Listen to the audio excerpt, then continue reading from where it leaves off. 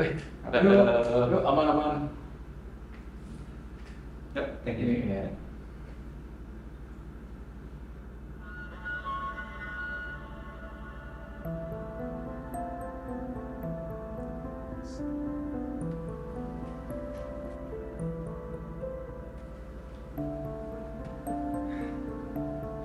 Thank you. Halo, nama aku Kenan David Kurniauli, biasa dipanggil Ken. Halo semuanya, perkenalkan nama saya Iwayan Arsatewirata. Kalian bisa panggil aku Nata. Halo semuanya, perkenalkan nama saya Igede Swodarmo Yastana, bisa dipanggil Dede. Halo, perkenalkan nama saya Elvis Gomez, biasa dipanggil Elvis. Halo, perkenalkan nama saya Agung Ganendra Marasa, bisa dipanggil Ganendra. Halo, saya Robi Ferianto, biasa dipanggil Robi. Nah, di sini kami ditantang untuk mengulik beberapa iklan pariwisata Bali yang dulu lah di era 1900 sampai 1910-an lah kira-kira.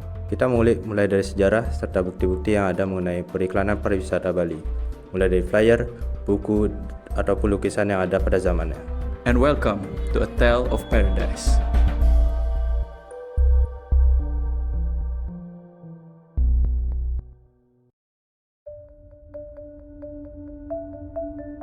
Jadi kita sudah melakukan pengiriman surat izin ke beberapa lembaga seperti Dispart, Bali, dan BRIM. Tapi sayangnya ya Wah, susah banget sih kita untuk wawancara. Seminggu kita menunggu, sampai-sampai kita harus datang ke tempatnya langsung untuk menaruh surat izin untuk wawancara. Kita sama sekali nggak dapat respon. Kita coba kontak mereka berkali-kali, tapi hasilnya tetap nihil. Aku pikir tuh udah cukup gitu di ghosting gebetan gue sendiri kan. Nah, ini malah di ghosting sama lembaga gitu kan. Kayak mana gitu, kayak gitu pokoknya. Mau nggak mau ya kita pada akhirnya harus riset sendiri, yaitu lewat internet. Waktu yang kita butuhin untuk ngelakuin riset ini bener-bener singkat banget. Jadi kita harus lebih detail dan lebih teliti sih untuk nyari data-data yang valid.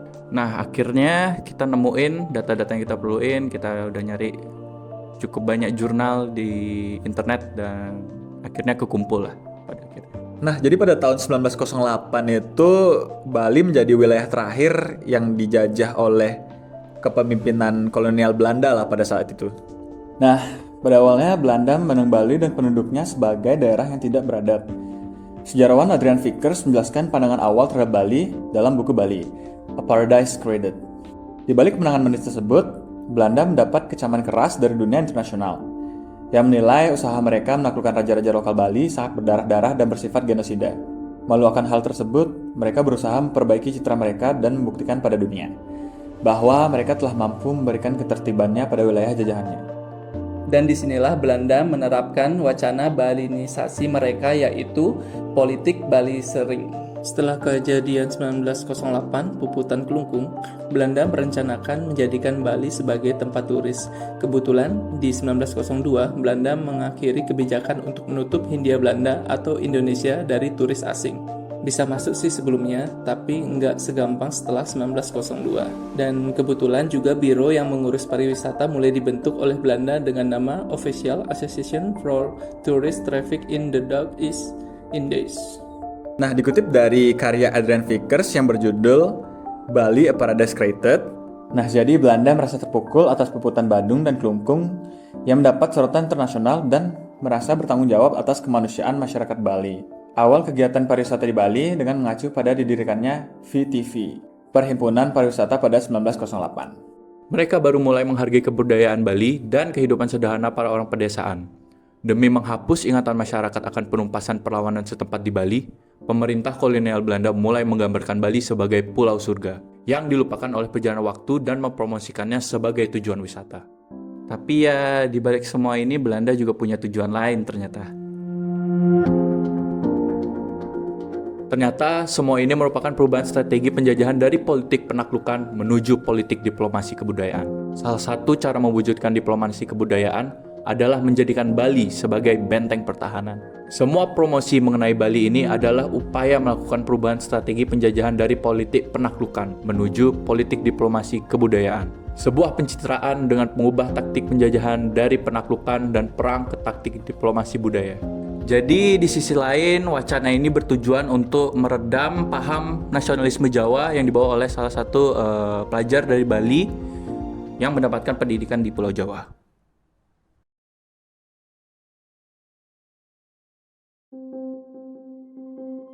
Beberapa tahun kemudian kekuasaan Belanda semakin menguatkan pengaruhnya di Indonesia, semakin banyak kunjungan orang asing yang datang ke wilayah Bali melalui Singaraja yang merupakan markas pusat kolonial saat itu. Untuk mengantisipasi peningkatan kunjungan ini, pemerintah Belanda mulai membangun rumah beristirahat yang ditujukan untuk pejabat Belanda maupun turis-turis luar negeri yang datang ke Bali. Pada 1871, menurut Andre Vickers, dalam Bali tempo dulu ada seorang santri dari Yogyakarta, yaitu Raden Sasrawijaya. Perjalanan yang dilakukan oleh Raden Sasrawijaya dapat saja dikategorikan kegiatan pariwisata, namun pariwisata yang dimaksud adalah pariwisata pramodern karena keterbatasan fasilitas serta tidak terpenuhi syarat kenyamanan. Dalam buku A Short History of Bali yang ditulis oleh Robert Pringle mengatakan gelar turis pertama yang datang ke Bali jatuh kepada seorang anggota parlemen Belanda, Henry Hubert van Col. Henry Hubert van Col yang singgah di Bali pada tahun 1902. Kedatangannya terjadi sebelum Belanda menguasai Bali seutuhnya. Van Col punya alasan mengunjungi Bali. Kondisi Bali yang masih sangat tertinggal, masih minim fasilitas seperti jalan hingga toilet membuat Van Col tertantang untuk menjelajahinya. Alhasil, ia memutuskan untuk mendatangi semua kerajaan di Bali. Tentunya butuh persiapan yang matang saat itu untuk bisa menjelajahi Bali. Paling tidak, Van Col sudah menyiapkan beberapa ekor kuda, makanan, hewan ternak, peralatan untuk tidur, dan beberapa orang pelayan untuk membantu selama perjalanannya. Dari hasil penjelajahan itu, Van Col menulis beberapa karya tulisan yang menggambarkan kebudayaan Bali dan turut membantu menyebarkan nama Bali ke Eropa. Ia menulis catatan perjalanan setebal 826 halaman berjudul Uit ons Kolonial yang dipublikasikan pada tahun 1903. Kunjungan ini kurang kuat dijadikan tonggak awal pariwisata di Bali, tetapi buku yang diterbitkan menjadi materi promosi awal di Bali sebagai daerah wisata. Liu Ho yang dalam bukunya yang berjudul The Changing World of Bali menceritakan pesona Bali juga menarik perhatian dalam beberapa seniman dan intelektual dari berbagai belahan dunia. Kajian-kajian itulah yang menjadi dasar bagi produktivitasnya dalam menerbitkan artikel dan buku yang mengeksplorasi pandangan dunia orang Bali.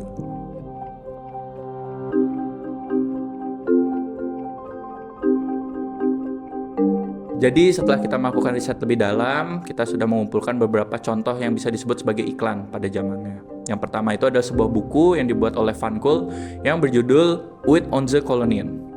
Buku dengan judul Uit onze Kolonien yang dimana ditranslate menjadi Dari Koloni Kami, diciptakan oleh Henry Hubert van Col yang diterbitkan pada tahun 1903. Warna cover yang kecoklatan dengan tulisan dekoratif Uit onze Kolonien terpapang jelas di bagian covernya. Salah satu ilustrasi yang terdapat di dalam halaman buku ini adalah sebuah foto pendanda dari Buleleng. Dikarenakan ini ada sebuah buku yang mengisahkan perjalanan Van Col yang dibungkus dalam bentuk jurnal buku. Desain serta style tipografi yang masih apa adanya dan penggunaan gambar yang minim, di mana perjalanan Van Col lebih banyak dikisahkan melalui isi teks dari buku ini. Kedua adalah buku dengan judul Illustrated Tourist Guide to East Java, Bali, and Lombok. Buku ini diterbitkan oleh Official Tourist Bureau pada tahun 1914. Cover depannya berisikan gambar sebuah pegunungan dengan warna yang coklat begitu pekat. Buku yang diciptakan oleh Official Tourist Bureau ini berisikan sebuah panduan wisata mulai dari Pulau Jawa, Bali, serta Lombok. Di dalam buku ini berisikan foto-foto unik dari setiap daerah. Mereka juga mendeskripsikan bagaimana suasana setiap tempat yang mereka kunjungi, biaya yang mereka keluarkan, serta jarak yang mereka tempuh atau lewati. Nah, jadi tuh di sini aku udah nemuin kayak dua contoh iklan lah, bisa disebut iklan lah. Ya dari seniman WOJ Neonkam. Jadi yang pertama itu judulnya A Big Banyan Tree in Sawan, Bali. Nah, jadi yang pertama tuh ada A Big Banyan Tree in Sawan, Bali yang berukuran 23 x 18,8 cm. Jadi sedikit deskripsi yang bisa saya jelaskan tentang ads ini, yaitu pohon ini berlokasi di Sawan, Bali pada tahun 1906. Nah, jadi di sini pohon ini juga bisa dilihat di bawah itu masih ada banyak-banyak petani yang dia bisa diartikan kayak pohon ini masih subur lah di zaman-zaman itu. Nah, sedangkan kondisi pohon banyan di zaman sekarang itu kayak pohon banyan itu digunakan untuk ritual sebagai sarana ritual orang-orang di sana lah. Nah, yang kedua ada Entrance of the Temple by Blabatuh, Bali. Jadi lukisan ini dibuat di tahun 1907. Nah, jadi di dalam lukisan ini ada beberapa elemen, yaitu ditandatangani di tengah bawah dan diberi judul di atas dan dengan dicap artis di belakang. Jadi sedikit deskripsi tentang lukisan Ads ini, yaitu dijaga oleh dua patung gajah raksasa. Pura Blabatuh terkenal sebagai rumah dari topeng kuno Gajah Mada. Pada tahun 1917, gempa bumi menghancurkan candi. Jadi masa sekarang ini bangunan ini sudah tidak bisa dilihat. Jadi kayak sudah hancur lah, tidak ada yang tersisa. Oke, di sini saya juga mengambil lukisan dari Newcam. Yang pertama adalah Pura Besakih. Yang pertama, Pura Besakih yang berlokasi di Karangasem, Bali pada tahun 1907. Lukisan ini dilukis menggunakan pensil dan cat air di atas kertas karton tipis berukuran 19,5 x 25,5 cm. Warna yang dominan di sini berupa sepia, yaitu abu-abu dan coklat, dan membuat lukisan ini tampak realistis. Pada zaman dahulu, kamera masih jarang penggunaannya dan masih mengandung lukisan sebagai teknik penyampaian suatu informasi atau gambar suatu lokasi. Lukisan ini menarik karena dapat menggambarkan secara detail bagian-bagian bangunan dari pura dan pemandangan berupa pohon-pohon dan gunung yang masih alami di sekelilingnya. Dan sekarang Pura Agung Besakih merupakan pura terbesar dan menjadi pusat kegiatan persembahyangan bagi seluruh umat Hindu di Bali. Lokasi yang strategis dengan pemandangan alam menjadikan tempat ini juga sebagai tempat wisata favorit kunjungan turis lokal maupun mancanegara. Yang kedua merupakan lukisan gerbang utama Istana Tabanan milik Gusti Ngurah Agung. Lukisan ini dibuat pada saat terjadi peristiwa Puputan Bandung di tahun 1906, yaitu saat Bali ditaklukkan oleh Belanda. Lukisan ini juga dibuat menggunakan kertas karton dan alat-alat berupa pensil dan cat air. Warna yang digunakan di sini sama seperti ciri khas lukisan zaman dulu pada umumnya, yaitu abu-abu dan coklat. Lukisan ini dibuat atas dasar mendokumentasikan peristiwa Puputan yang terjadi di tahun 1906. Hal itu kemudian menjadi sumber produktivitas dalam mengeluarkan artikel dan buku yang mengeksplorasi lebih baik tentang pemandangan dunia terhadap Bali. Lukisan ini menarik karena sang pelukis bisa menggambarkan secara detail bangunan yang mencerminkan Bali pada zaman itu untuk tetap memperhatikan proporsi antara bangunan dan manusia. Di sana terlihat beberapa orang penjaga yang menggunakan pakaian khas Bali pada tahun 1906.